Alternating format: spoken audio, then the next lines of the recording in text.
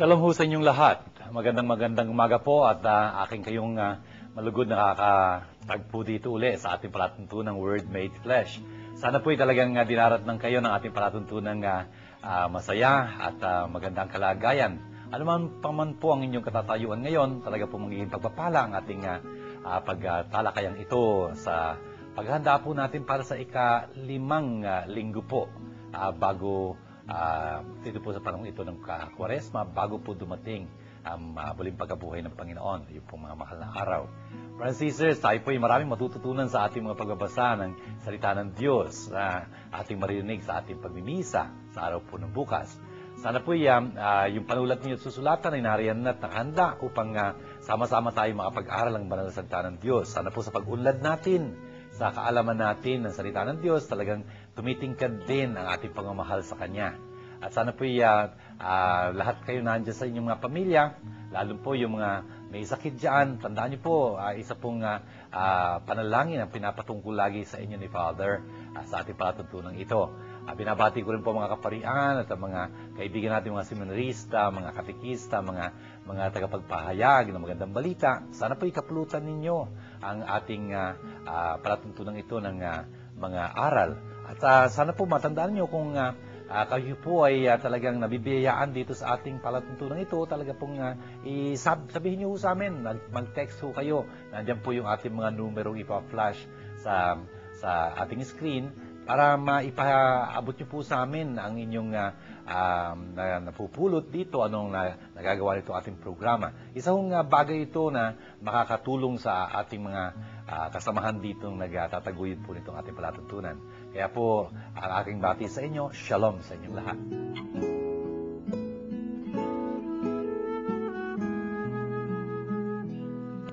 Sinabi pa ni Yahweh, darating ang panahon na gagawa ako ng bagong pakikipagtipan sa Israel at sa Huda. Ito'y di gaya ng tipang ginawa ko sa kanilang mga ninuno nang ilabas ko sila sa Ehipto.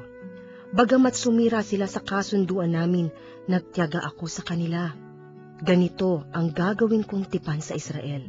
Itatanim ko sa kanilang kalooban ang aking kautusan. Isusulat ko sa kanilang mga puso. Ako'y magiging kanilang Diyos at sila ang magiging bayan ko. Hindi na nila kailangan turuan ang isa't isa upang makilala si Yahweh.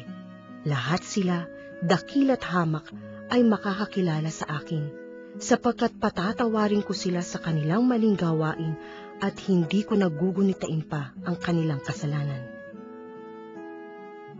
Si Propeta Jeremias po ang ating pinakikinggan sa ating unang pagbasa dito po sa napakagandang ika-31 kabanata niya.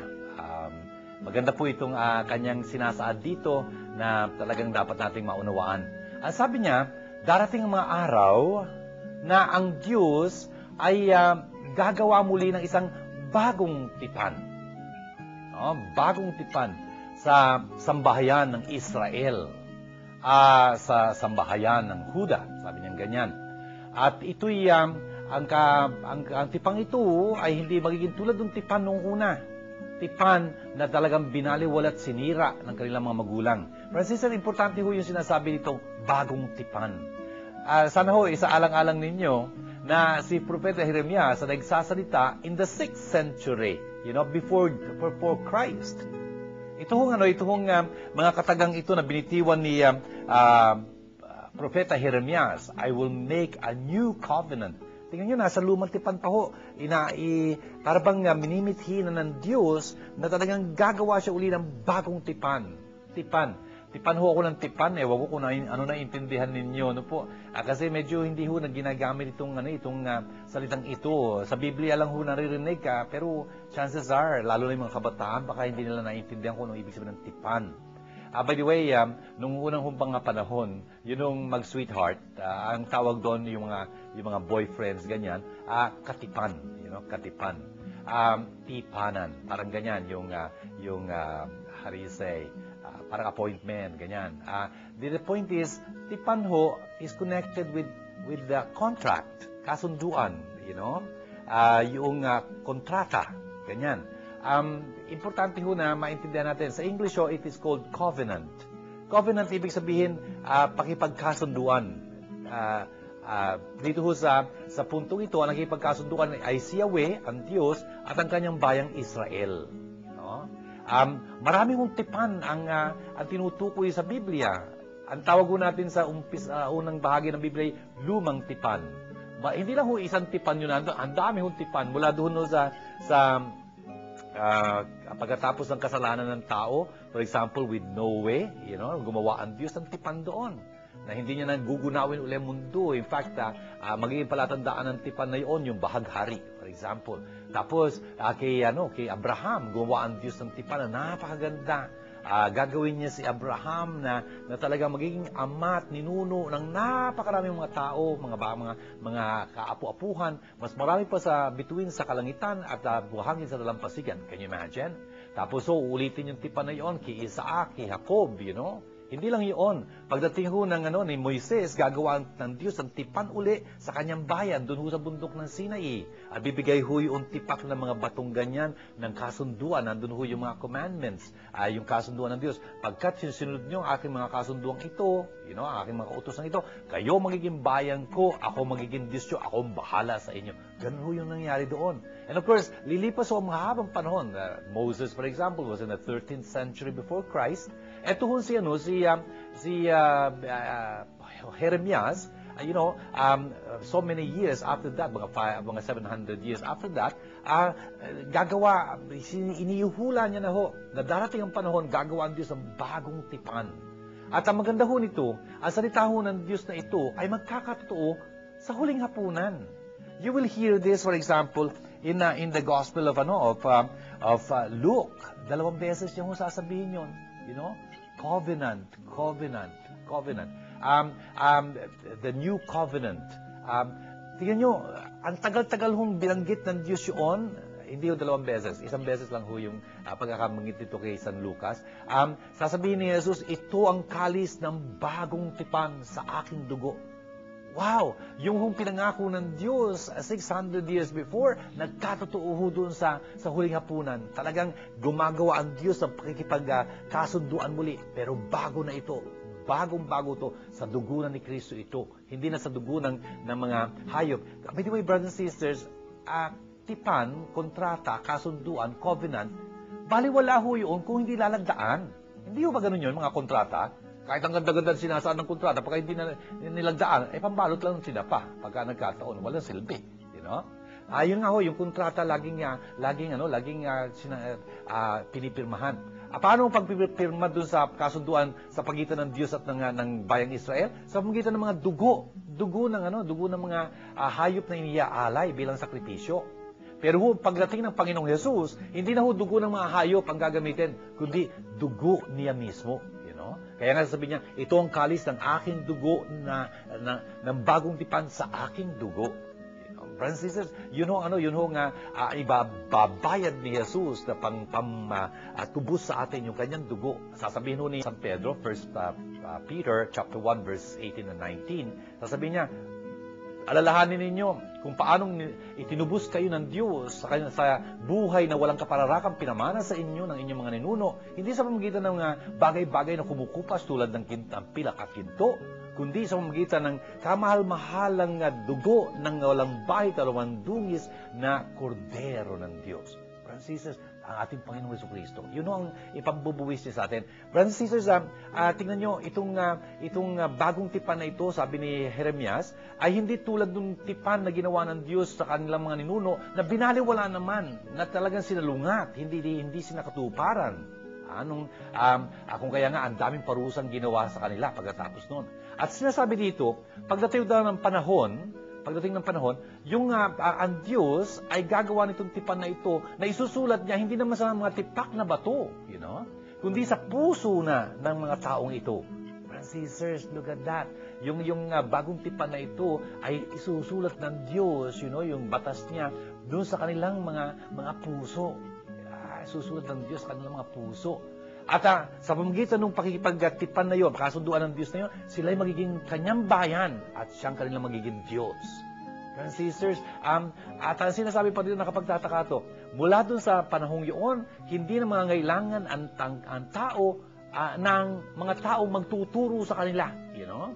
No longer will they have to need to teach, you know, their friends and kinsmen how to know the Lord. Hindi na kailangan, you know.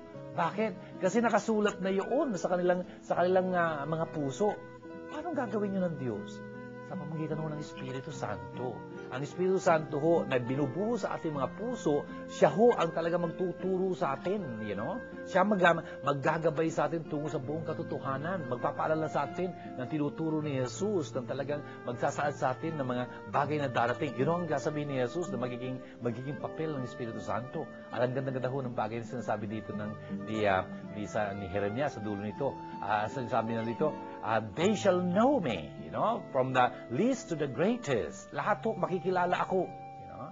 Hindi lang yun, patatawarin ko ang lahat ng kanilang mga ginawang kamalian. Hindi ko naalalahanin ang kanilang mga kasalanan. Francis, ang ganda-ganda kong malaman natin itong layunin ng Diyos na ito habang naghahanda ho tayo sa panahon ito ng Kwaresma upang talagang sariwain natin yung ating binyag, you know. Yun ang gagawin natin sa Easter night, Easter day, you know, yung sasariwain natin yung ating panata sa binyag, kung saan talaga naging bayan tayo ng Diyos. Ginuhit sa ating mga puso yung kanyang mga batas, at talaga namang nakipagtipan siya, nakipagkasunduan siya sa isang makabagong paraan sa pamamagitan nga ng ating pananampalataya sa ating Panginoong Jesus.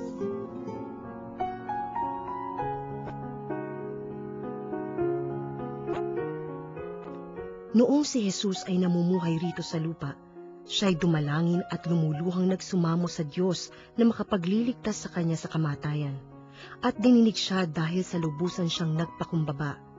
Bagamat siya'y anak ng Diyos, natutuhan niya ang tunay na kahulugan ng pagsunod sa pamamagitan ng pagtitiis. At nang maganap sa kanya ito, siya'y naging walang hanggang tagapagligtas ng lahat ng sumusunod sa kanya.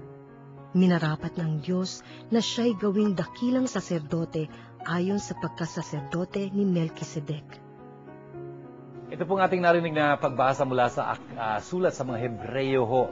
Alam nyo, itong sulat na ito, napakaganda ho nito at very special in the sense na itong sulat na ito ay nagpipresenta sa atin kung sino itong Jesus na ito.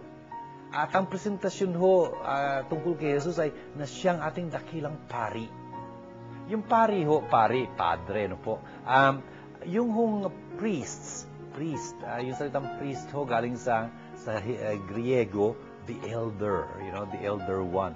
Presbyter, you know. Yun ho yung salitang, it's in English, galing ho yun sa Griego. Presbys, ibig sabihin old. Presbyteros, comparative degree ho, older, you know, the elder one. Kaya ho medyo nakakatawa pag sinabi, he is a young priest, no? Young tapos old, you know, young elder. Anyway, it's funny. Anyway, the point is, ang sinasabi ko dito sa sulat na ito sa mga Hebreo, letter to the Hebrews, si Jesus ay pinipresenta rito bilang ating dakilang saserdote. Saserdote na sa Latin word, sacerdos.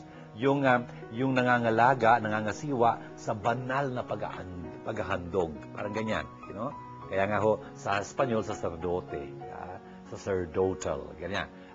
Galing ho yun sa Latin. Yung presbyter, galing sa Griego, yun yung sacerdote sa Latin. Priest, pare. But the point is, si Jesus yung dakilang pare. Dito ho sa mga talatang binabasa natin para sa ikalimang linggo, sa panahon ito ng Kwaresma, ang sinasabi dito, nung siya ay nasa laman pa, you know, ibig sabihin, nabubuhay pa siya dito sa lupang ito. Si Jesus ay nag-alay ng panalangin at mga pagsusumamo. Kasama ng malakas na panaghoy, you know, ng pagtangis, sabi niya ganyan.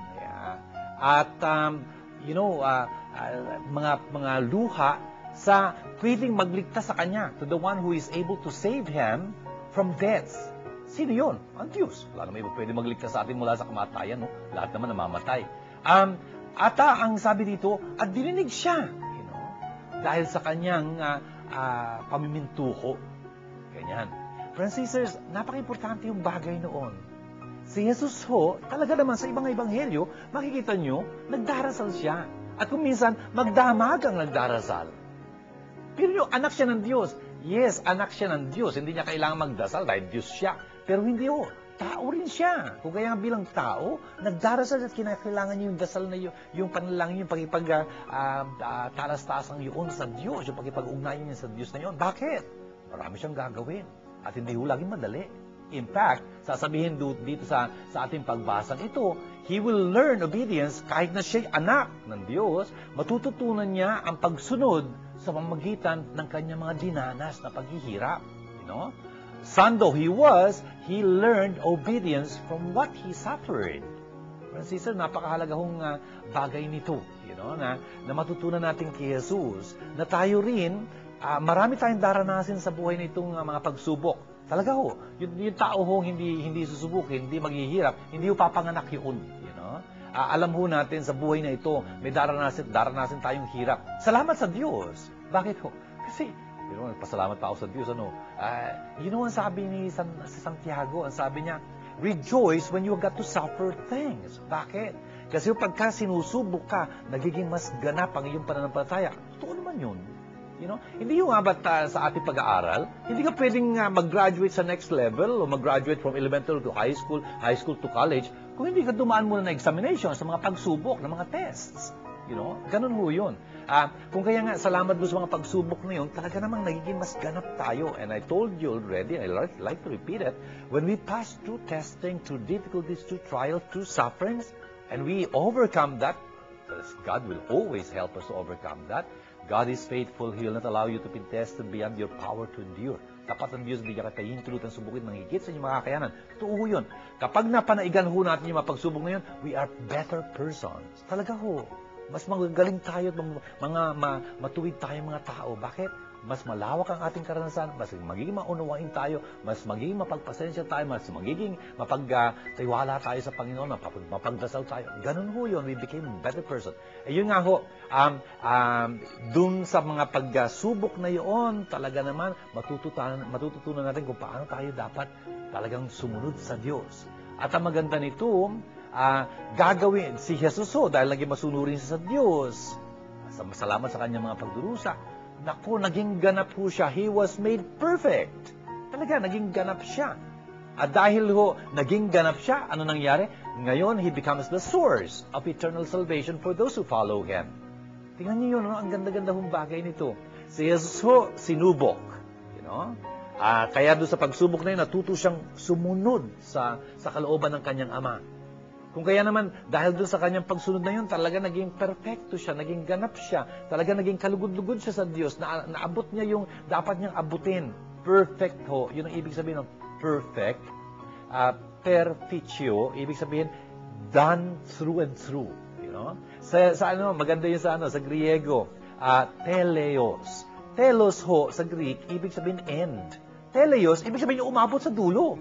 You know? Hindi yung, tumatakbo sa isang paligsahan, hindi naman umabot sa dulo, hindi nagwagi. You know, hindi ganun tipalaan. Hindi kasi naabot yung dulo. Yun ang perfect means one who has reached his end. His or her intended end. Yung kung ano yung tinakda ng Diyos sa kanya, naabot niya yun. Si Jesus, ganun nangyari.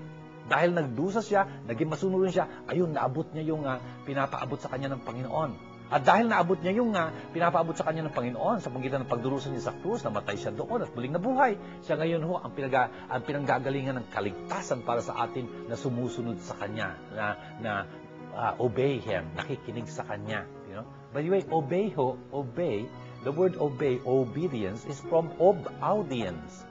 Ob means tutok, you know, nakatuon. Audience. You know, audience, ibig sabihin audio, hindi ba? To hear. Yeah. Obey, you can only obey when you listen properly. Totoo yun.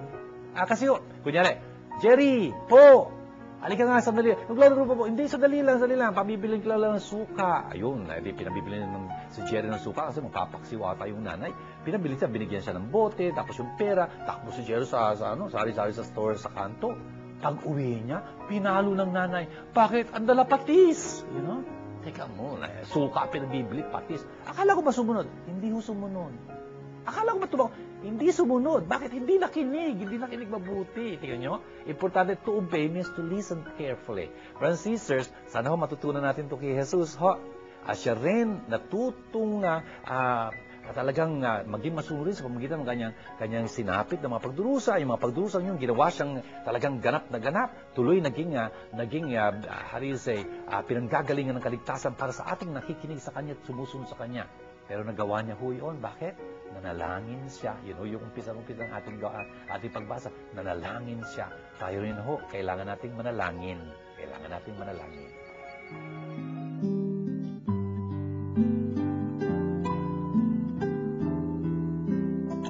Sumainyo ang Panginoon.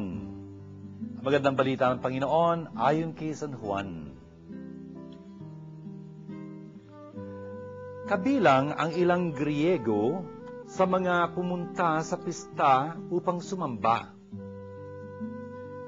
Lumapit sila kay Felipe na taga Bethsaida, Galilea at nakiusap, "Ginoo, ibig po naming makita si Jesus." Sinabi nito ni Felipe kay Andres, at silang dalawa ang lumapit kay Jesus at pinaalam ang kahilingan ng mga iyon. Sinabi ni Jesus, "Dumating na ang oras upang parangalan ng anak ng tao. Tandaan ninyo, malibang mahulog sa lupa ang butil ng trigo at mamatay, mananatili itong nag-iisa. Ngunit, kung mamatay, ito'y mamumunga ng marami. Ang taong labis na nagpapahalaga sa kanyang buhay ay siyang mawawalan nito. Ngunit ang napopuot sa kanyang buhay sa daigdig na ito ay siyang magkakaroon nito hanggang sa buhay na makadiyos. Dapat sumunod sa akin ang naglilingkod sa akin, at saan mang ako naroon, ay naroon din ang aking lingkod. Mararangalan ng Ama ang sino mang naglilingkod sa akin. Ngayon ako'y nababagabag. Sasabihin ko ba, Ama, iligtas mo ako sa kahirapang daranasin ko? Hindi. Sapagkat ito ang dahilan kung bakit ako naparito, upang danasin ang kahirapang ito. Ama, parangalan mo ang iyong pangalan. Isang tinig mula sa langit ang nagsabi, "Pinarangalan ko na ito at muli kong pararangalan." Narinig ito ng mga taong naroon at sabi nila, "Kumulog." Sabi naman ng iba, nagsalita sa kanyang isang anghel. Sinabi ni Jesus, "Ipinarinig ang tinig na ito dahil sa inyo, hindi dahil sa akin. Panahon na upang hatulan ang sanlibutan. Itataboy ngayon sa labas ang pinuno ng sanlibutan ito.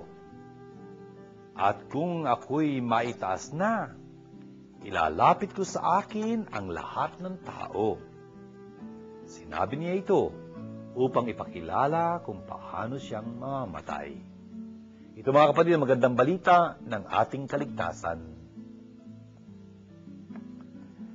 Ito pong napakagandang ebanghelyong ito mula sa 12 kabanata ni San Juan ay nagsasabi po sa atin ng napakaganda mga turo.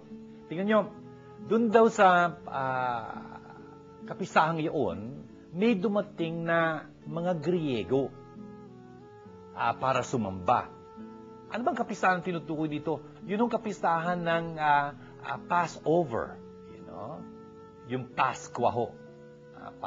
Passover. Ano nga ba ginugunita nito sa Paskong yun? Sa Paskong yun? Yung paglampas ho. Yung paglampas. Kung paanong nandun sila sa Ehipto, yung huling gabi nila doon, pinakatay sila ng isang taong gulang na tupa o kaya kambing. Yung dugo nun iwiwisik dun sa poste ng pintuan at dun sa amba. At pagka dumaan yung anghel ng kamatayan sa gabing yun, nakita niya yung dugong yun nakawisik doon sa pintuang ganyan, sa poste at sa amba. Lalampasan niya yun. Yun ang Passover. Naku po, pagka wala, papasukin niyo, papatayin niya yung panganay doon.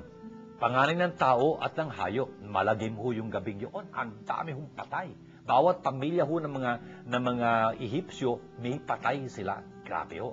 The point is, yun ho yung Paskwa na talaga ng mga ginugunita ng mga Hudyo. Of course, meron pa ho isang Pasko, yung pagtawid naman nila mula dun sa pagkakaalipin nila sa Ehipto tungo dun sa lupang pangako ng Diyos, in the Promised Land. Tumawid sila sa pamamagitan ng tubig na nahawi ho dun sa dagat na pula. Ano po? Yun din ho yung pagtawid nila, yung Passover, yung Paskwa. Sa atin ho, Pasko, yun ho ang tawag natin doon. Brothers and sisters, itong mga Griegong ito ay nandoon sa Jerusalem sa pagdiriwang ng Paskong yun, kasi malamang itong mga Griegong ito ay nagnanais maintindihan at malaman, matutunan yung relihiyon ng mga Hudyo.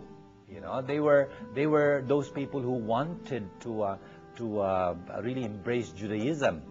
Pero somehow, nandito ho sila, lumapit sila dito sa mga disipulo ni Jesus. Ang pangalan ho ng nilapitan nila, Felipe. Philip. Bakit kaya sila lumapit kay Philip? Brothers and sisters, madali lang ho maintindihan pagka alam niyo yung background. Bakit? Hindi ho ba 12 yung mga disipulo ni Jesus na pinili niyang mas maging malapit na kasama niya? Ano po? 12 ho yun, mga Hudyo ho sila. Kaya lang ho, 2 yung mga disipulo doon na ang pangalan ay hindi Hebreo, kundi Griego. Very Greek-sounding names yung kanila. Sino ho yun? Philip. Philippus ho. Philip, Filipinas, Philippines. Philip, galing ho yun sa salitang Philippus. Philos, hippos. Philos ho, ibig sabihin lover. Yung mahilig sa. Kunyari, philosophy, lover of wisdom. Philadelphia, brotherly love. Philanthropy, loving men. Philatelic, mahilig mag-kolekta ng mga stamps, mahal, pag-ibig, ganyan. Tapos, hippos ibig sabihin kabayo. Di ba? Hippopotamus, yung river horse. Hippodrome, yung tinatakbuhan ng mga kabayo. Philippos, ibig sabihin, mahilig sa kabayo, karerista, parang ganyan. Tapos yung isa pa nga pala, na napupunta na isang pangalay Griego sa mga disipulo ni Jesus ay si Andreas. Anerandros sa Griego, ibig sabihin man. Andrea, manliness. Katumbas ho yun sa Latin, virtus. Virtue sa English.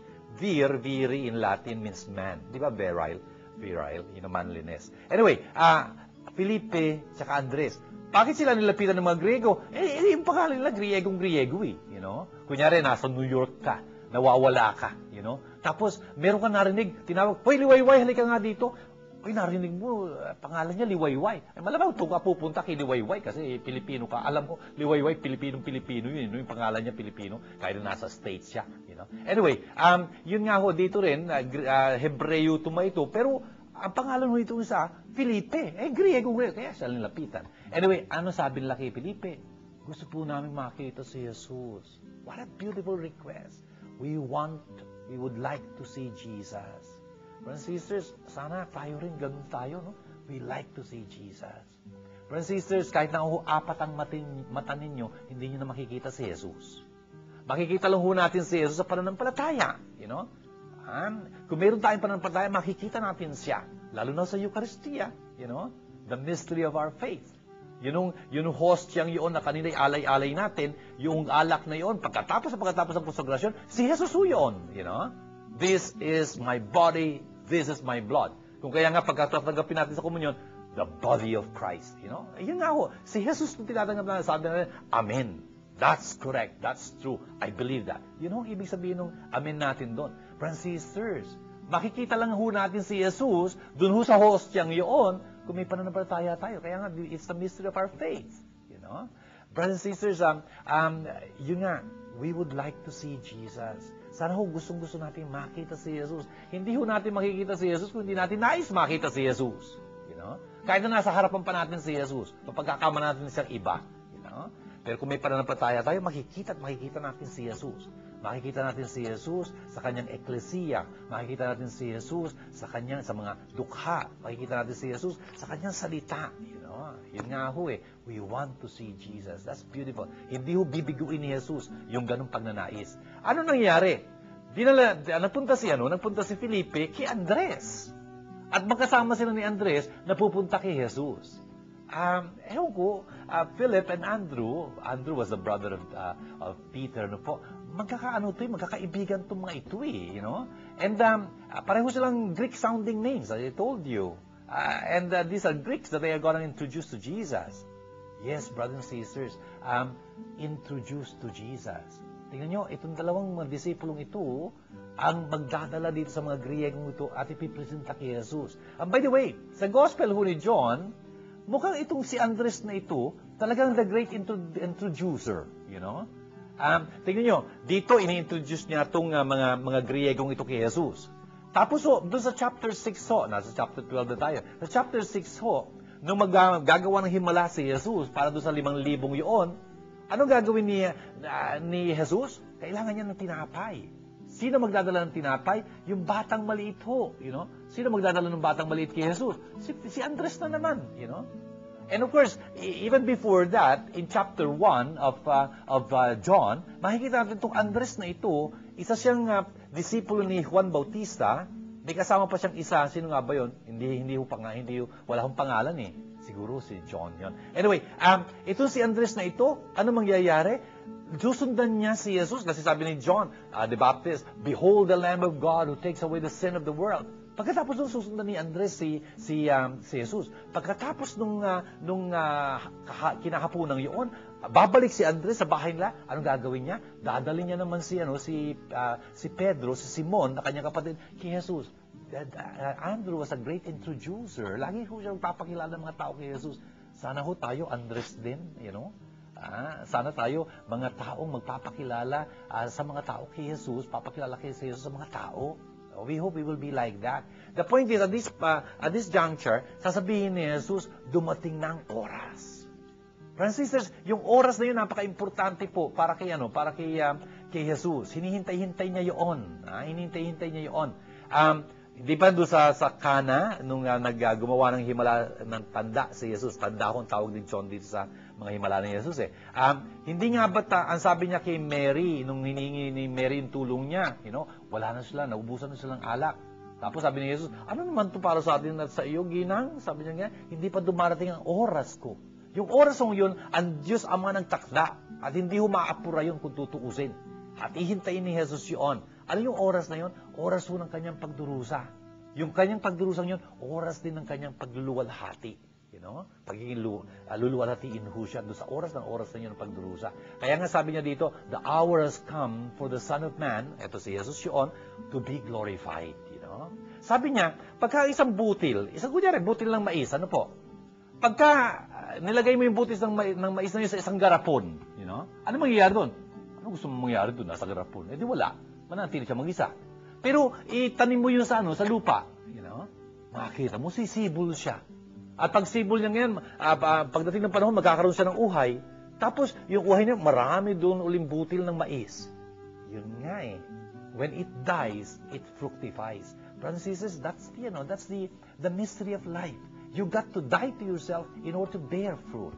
Kung napaka makasarili mo, ang gusto mo lang kapakanan mo, ang gusto mo lang yung layaw mo, gusto mo lang talagang mag-enjoy ka, hindi ka mag-aasawa, for example, hindi ka magbibigay ng iyong sarili sa iba, ay naku, mananatili ka mag-isa. Pero pagka sinurrender mo sarili mo, talaga nagmahal kayo ng asawa mo ganyan, and you are ready to sacrifice yourself, you can be fruitful. Pwede kayo magkaanak. At yung anak mo yun, pwede marami silang mga anak, why not? And they will become really fruit-bearing people again. I mean, there will be fruits. Friends and sisters, yun ang sinasabi sa atin ni Jesus dito sa bagay na ito. Siya rin ho, kinakailangan niya bilang isang butil mamatay. At pagkatapos doon, maraming mananampalataya. You know? Tayo, isa doon. You know?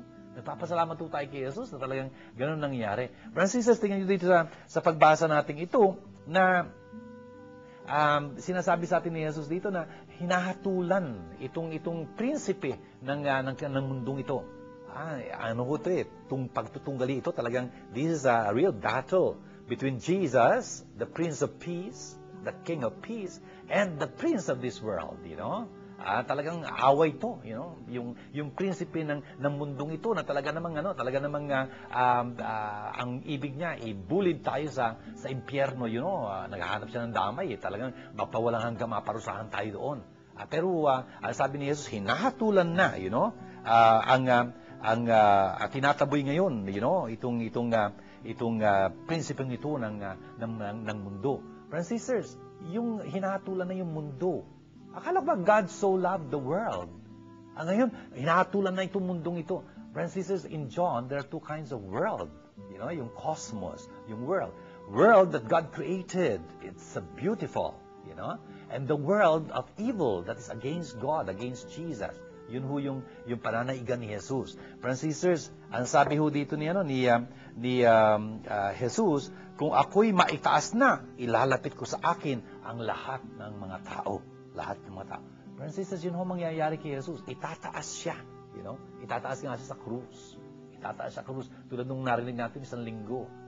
Tulad ng itinaas ni Moises yung ahas dun sa tulos, na nampalataya mga tao, naligtas sa kamandag ng katuwasan ng ahas. Dahil ganoon din naman si Jesus. Itataas siya, sa krus, at yung mga nanampalataya sa kanya, maililigtas. Ganun ho yung sinisimbolo ng pagtataas sa kanya. Sabi nga sa dulo, sinabi niya ito upang ipakita kung anong magiging kamatayan niya. Itapapako sa krus.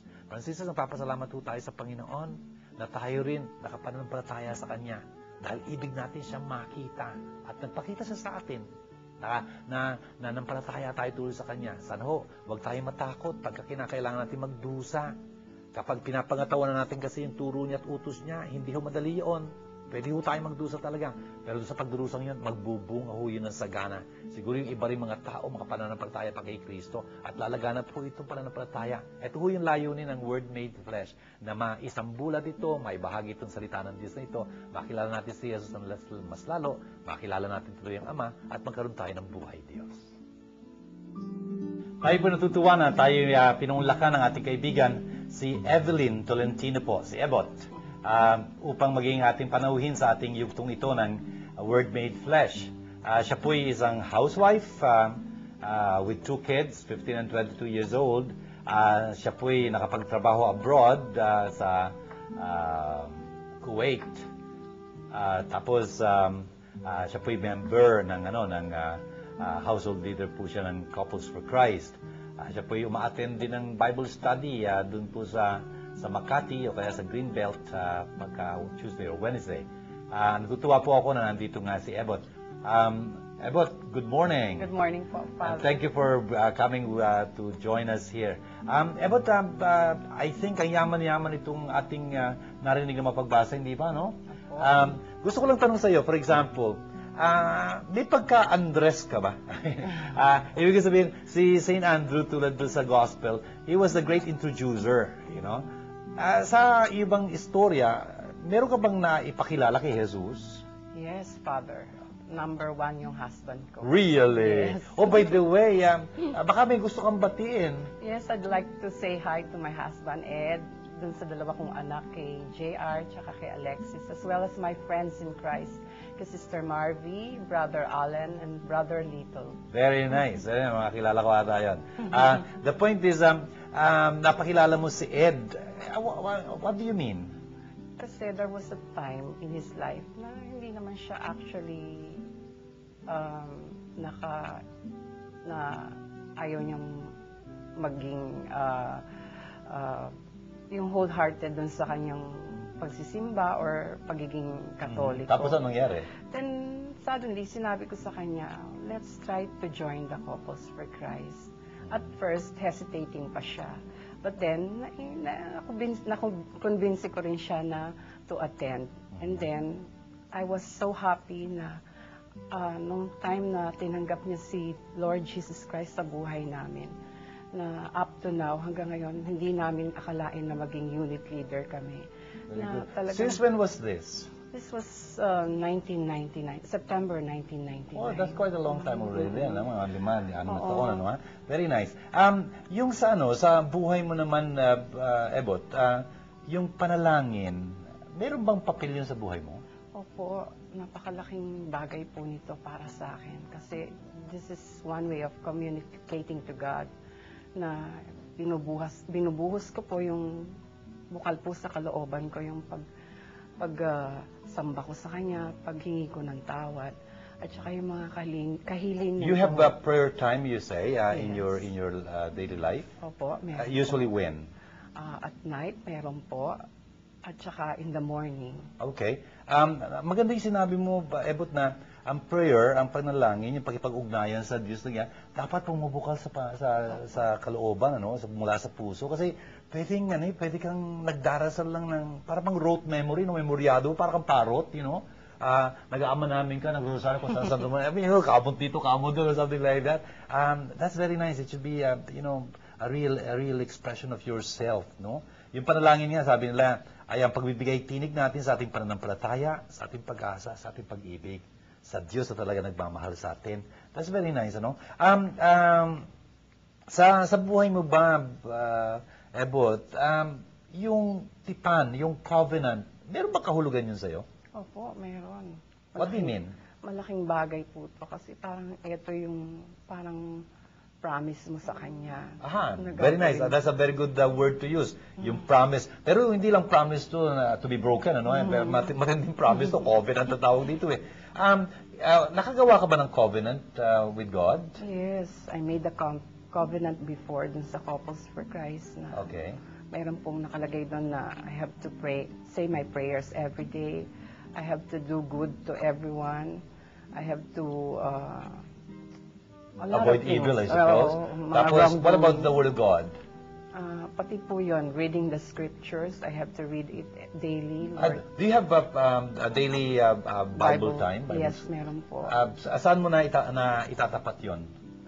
I have it in front of the altar. At saka meron Mga bandang anong parte ng araw yon? Morning, noon, evening? Morning po, usually morning. Very nice, very nice. How much do you manage to read in the morning? How long is that Bible reading of yours? Meron po akong yung daily scripture, tapos Psalms, at saka yung Gospel for the day. Yun po ang pinabasa. Okay. And so you are able to prepare yourself for Mass kung tutuusin, ano? Yung pag-attend mo ng Bible study, saan ka ba ma-attend? Minsan po sa Don Bosco, and minsan sa Greenbelt. Oh, by the way, ina-announce natin yun dito sa ating palatuntunan, no? Pagka Tuesday, nandun si Father June sa Don Bosco, Makati, sa inyong Bosco Parish. 7:30 ho lagi ito. Yung Wednesday naman, at tinutukoy dito nebot sa Greenbelt Chapel, no? Tapos second, fourth Thursday sa Alabang, tapos third Friday sa Arsobispado. Yung pagdalo mo sa Bible study natin, kamusta ba yun? May nangyayari ba? Meron po na i-apply po namin yon in our daily lives, lalong-lalo na ganun din po sa mga anak namin na i-share din po namin yan. Oh, that's very nice. In other words, hindi lang pala si Mr. ang in-introduce mo sa Panginoon, no? Pati mga children ninyo. That's very nice. That's very nice. Well, Ebot, I would like to thank you really for sharing your time with us and sharing yung insights. Maganda yung sinasabi mo na dapat bumubukal yung panalangin mula sa puso. Dapat talaga meron tayong pagkukusa na ma-introduce. Huwag tayong mahiya. Introduce natin si Jesus sa kapwa. Introduce natin ang kapwa kay Jesus, no? Tapos sa salita ng Diyos, talagang bigyan natin ng puwang sa ating buhay. Talagang sana maging kasunduan natin talaga yun sa Diyos. Buti sa inyo, that is very formal thing, no? Pero sana ho, tayong mga nanonood dito sa palatuntunan ng Word Made Flesh, gawin ho natin talagang kasunduan natin sa vision, maglaan tayo ng time. Maglaan tayo ng time para sa salita ng Diyos. Yung pagbabasa natin, you can always know what you love or whom you love. Simple lang ho. Test it with time. Ibig sabihin, how much time do you dedicate to that person or that thing that you say you love? Doon makikita eh. Kung kakatiting lang, ibig sabihin hindi. Pero pagka binubuhos mo talaga parang mo doon, ang ganda, no? Well, I'd like to thank you once more, Ebot, and I'd like to greet through you your dear husband. Nakikita tayo doon sa Bible study, your kids and your friends. At sana pagpalain ng Panginoon ang buhay niyo mag-asawa at ang inyong mga tinatrabaho at ginagawa. No? Salamat po. It's my pleasure, Father. Yun yun, dami-dami ho nating napulot dito sa ating pakikinig sa salita ng Diyos sa paghahanda po natin sa ikalimang linggo po sa panahong ito ng Kwaresma. Ito na ho ang huling linggo bago ho magkaroon ng Semana Santa, yung mga mahal na araw na po, Holy Week. Tignan nyo, dito sa unang pagbasang narinig natin, mula ho dito sa aklat ng ni Jeremias, ni Propeta Jeremias, ipinaalala po sa atin yung bagong tipan na talagang mangyayari pagdating ng panahon. Nangyari nga ho yun sa pangitan ni Jesus.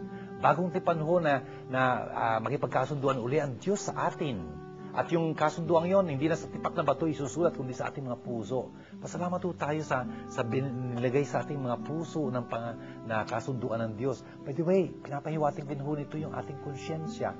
Nakasulat yun sa ating mga puso. Yun ang tinig ng Diyos sa ating kaibuturan. Tapos pinapaalala ho sa atin na doon sa ikalawang pagbasa na si Jesus ho, doon sa pagbasa natin sa aklat ng mga Hebreo, sulat sa mga Hebreo, na si Jesus nanalangin siya. At salamat doon sa panalangin niya na talaga namang napangatawanan niya, dapat niyang pagdusahan. At tuloy doon sa pagdurusang yun, natuto siyang sumunod sa Diyos. At naging ganap na ganap siya. At hindi lang ho yun, siya ngayon ay nagiging sanhi ng kaligtasan sa mga nanampalataya sa Kanya, sumusunod sa Kanya. Brothers and sisters, tayo rin ho sa ating buhay bilang mga mananampalataya kay Kristo, nakipagtipan sa Diyos, nakipagkasunduan sa Kanya, importante ho yung panalangin para sa atin. Kasi daraan ho tayo sa mga pagsubok. Doon sa mga pagsubok natin yun, mapapanaigan natin yung kung meron tayong lakas na galing sa Diyos. At natatamo nga natin yung lakas na yun sa magitan ng ating panalangin. Taimtim na panalangin, pag-ugnayan natin sa Diyos.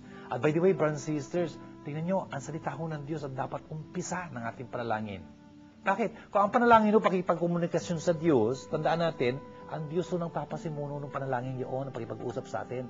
At ang salita ho ng Diyos ay ang Biblia. Kaya nga ho, dito nag-uumpisa dapat ang panalangin natin.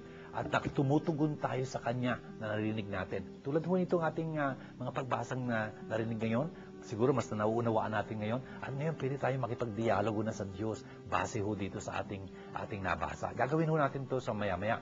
Tapos ho, yung ebanghelyong narinig natin ngayon, na kung saan talagang merong mga Griegong lumapit kay Jesus, gusto nila makita si Jesus. Tayo rin ho, nagnanais tayong makita si Jesus. Sana nga buksan ng Diyos ang ating mga mata.